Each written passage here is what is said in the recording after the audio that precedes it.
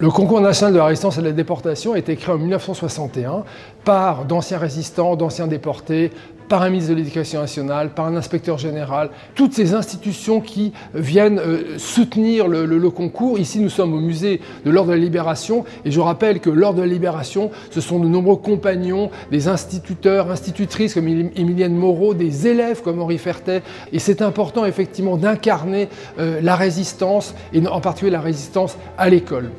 Le thème de la session a été « L'école et la résistance, des jours sombres au lendemain de la Libération ».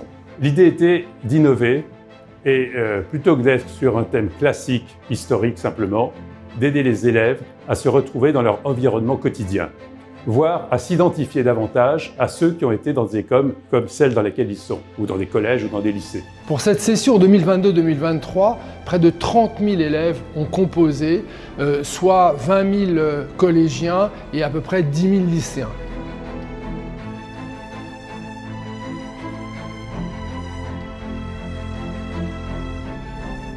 La Fondation de la Résistance a soutenu depuis sa création le concours national de la résistance et de la déportation, à la fois en jouant un rôle décisif dans la préparation des sujets, en travaillant à produire des documents pédagogiques à l'intention non seulement des élèves mais également des enseignants, en assurant des formations dans un certain nombre d'académies pour aider les enseignants ou les élèves à se préparer à ce concours et en fournissant des matériaux, que ce soit des matériaux informatiques ou des matériaux écrits pour préparer ce concours.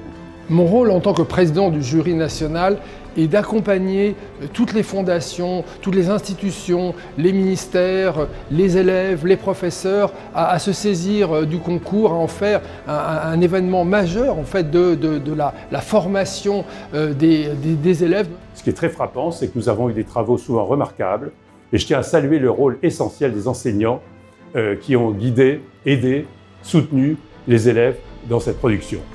Notre directrice m'a convoquée dans son bureau. J'étais morte de peur. Elle m'a juste dit « Sarah, je peux vous jurer que jamais on ne vous arrêtera au lycée. » Et puis, les souvenirs que nous avons toutes les deux, là, les deux qui restent, c'est les alertes et les descentes à la cave. Le jury a pu constater, je veux dire, l'inventivité et la pertinence des travaux, que ce soit des expositions, des productions d'expositions, de vidéos, la reconstitution d'un cartable, des cahiers, des livres, une salle de classe même reconstituée, tout ça pour expliquer comment, effectivement, la résistance a pu se développer à l'école et par l'école.